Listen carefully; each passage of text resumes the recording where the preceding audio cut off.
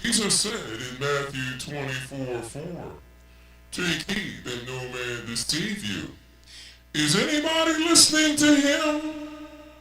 You're listening to the best in Christian talk with Ari Golden. Hi, I'm Atarah Golden. Thank you so much for being with us again today. Today we're going to talk about race and divided we fall. But before we go into our topic, we're going to go into our customary verse for the day. It's going to come from the book of Acts chapter 10, verse 28. And the word of the Lord reads, And he said unto them, Ye know how that it is an unlawful thing for a man that is a Jew to keep company or come unto one of another nation. But God hath showed me that I should not call any man common or unclean. All right, now that of course was Peter. Peter had prejudice in his heart, but God gave him an experience when he was having a siesta. God gave him a vision. And in that vision, the bottom line was he saw all the unclean animals there, and God told him to just get up and go ahead and eat. But Peter said, no, I can't do that because it's unlawful for me to do it. It's against our Jewish custom and laws. But God said, what I've cleansed, don't you call unclean. And that takes us to our topic for today, in race and divided we fall, because we are seeing the fall of America right now. And this fall did not just start. This fall did not begin just a few years ago. We've been on the downward incline or our downward decline for some time. And it's only being accelerated now.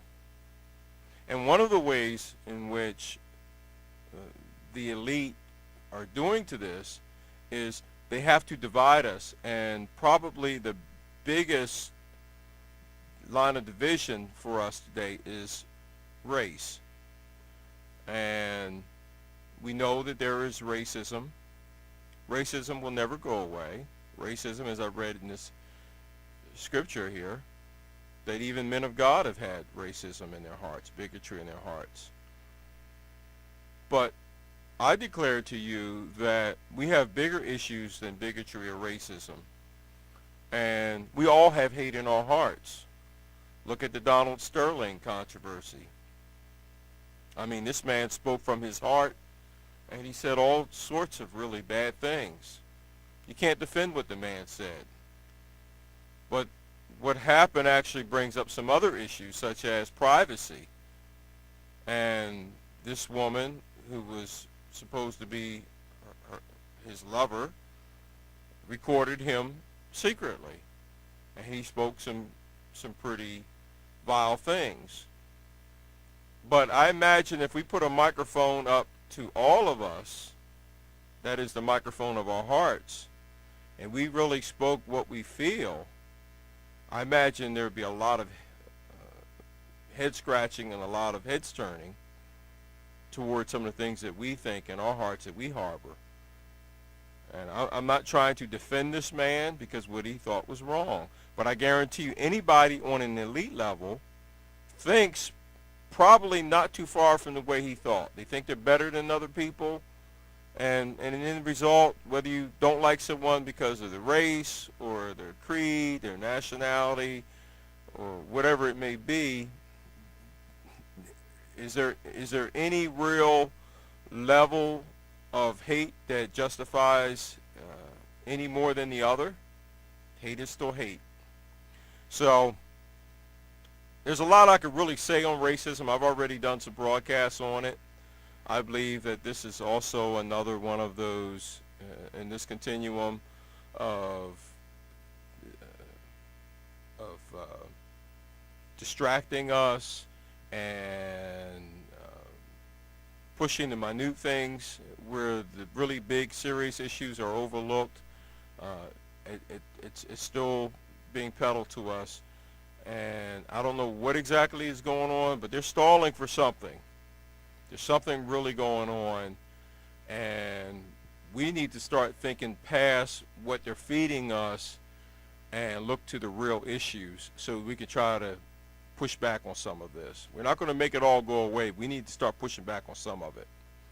But at this time, I'm going to go ahead and bring up someone, an interview, a guest, someone that's very special to me, someone that I love very much, and that is my own daughter. Her name is Atarah Golden. I'm very proud of her. She has her own blogging sites. She blogs for The Last Civil Right and The College Conservative. She's doing a great job. Her articles have been picked up by some national media. She's had some pretty prominent interviews, and she's starting to turn some heads. She's self-taught. I've pretty much always been a conservative, but I never can actually claim a lot of credit for what she's done because she's pretty much self-taught and self-motivated. But at this time, she's on the line. We're going to go ahead and bring her up. Atarah, can you hear me? Yes, I can. Okay. Well, God bless you. So good to have you with us. And we're going to make sure that we have a picture of you and your site up and linked for this interview. But as we said, we wanted to bring you up today to talk about some of these issues here regarding race, because that's become a big issue again. It'll never go away. It serves the media, it serves the elite it gives them a lot of ammunition to use against us, so it'll never go away. It just kind of comes and goes in cycles. But you want to just go ahead and say a little bit about yourself first? Sure. I am the co-founder of the lastcivilright.org, and I'm also a columnist for thecollegeconservative.com.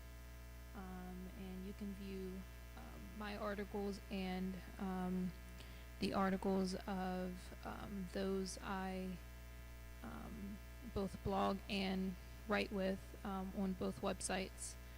So feel free to visit either of those websites or both. Okay, great job. All right. Well, let's go ahead and get started. How do you feel about the Donald Sterling issue? It's kind of faded a little bit, but still not far off from us, so since it started to fade. Would you want to go ahead and give us your take on that? I definitely think that it was blown out of proportion. The media always does a very good job at doing that. Like you said, unfortunately, race is an issue that'll never go away.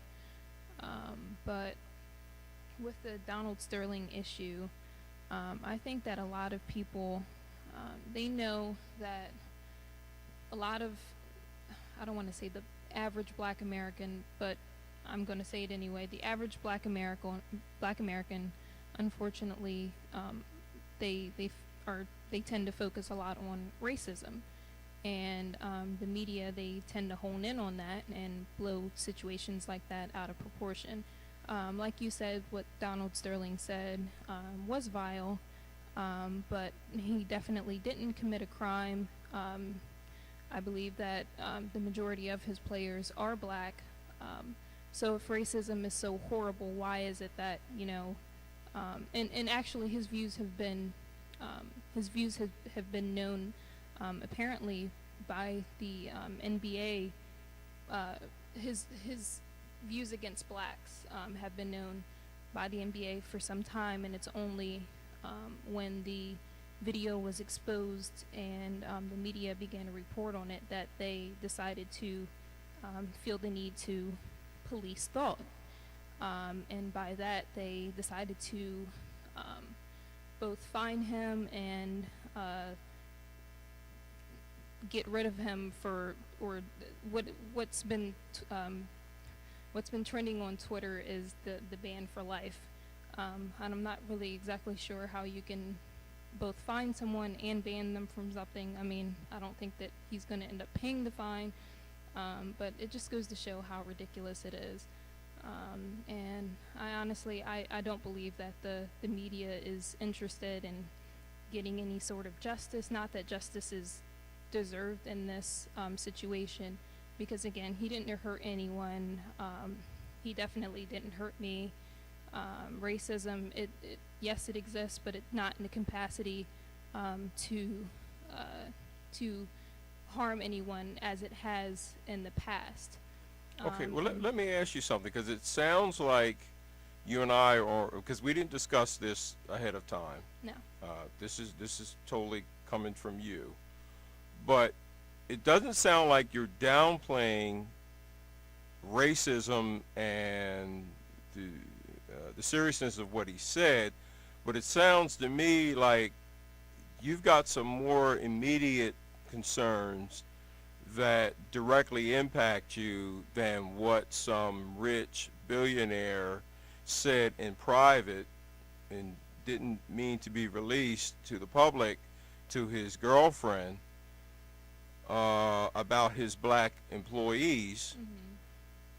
But what do you think is the real issue here? What do you think concerns you more than what this billionaire said? Well, this was definitely, I believe, a strategic ploy on the media's behalf to distract from the real issues at hand.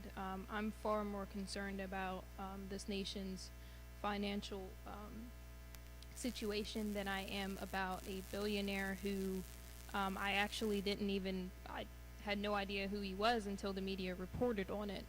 So I'm far more concerned about the dollar that's eventually going to collapse, and I suspect very, very soon. I'm far more concerned about, I mean, and while we're speaking about racism, racism, it's not just, I think that's another thing that that Americans tend to focus on. They think that it's a white thing when really it's something that blacks, whites, Jews, people of all nationalities have engaged in.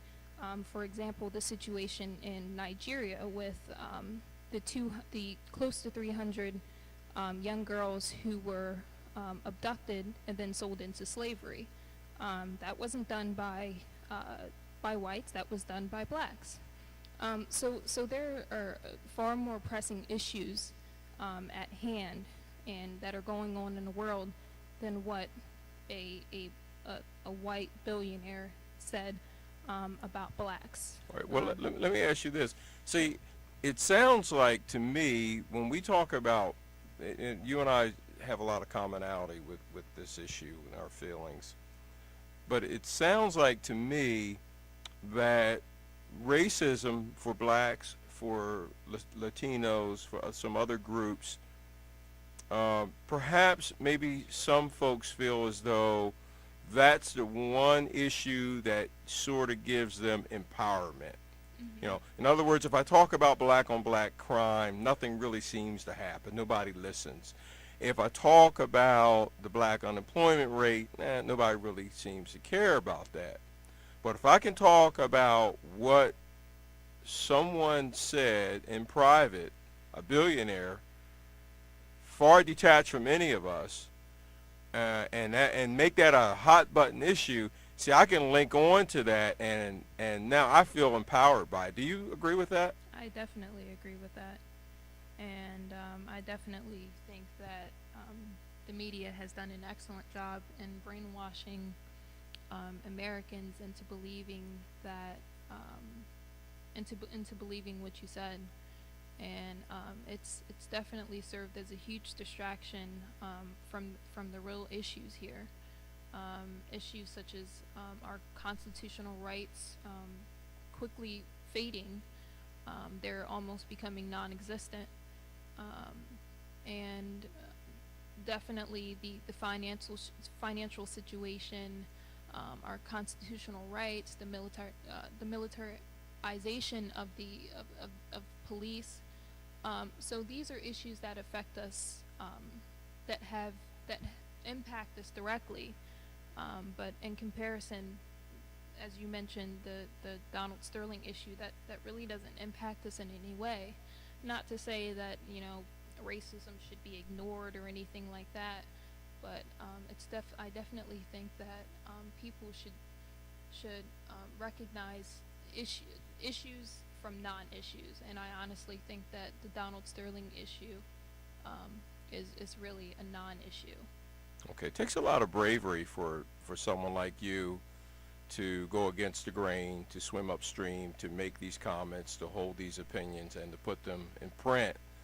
to put them on the internet, and I applaud you for taking a stand, for seeing issues like they really are instead of how they're being programmed and the attempt to condition you to feel.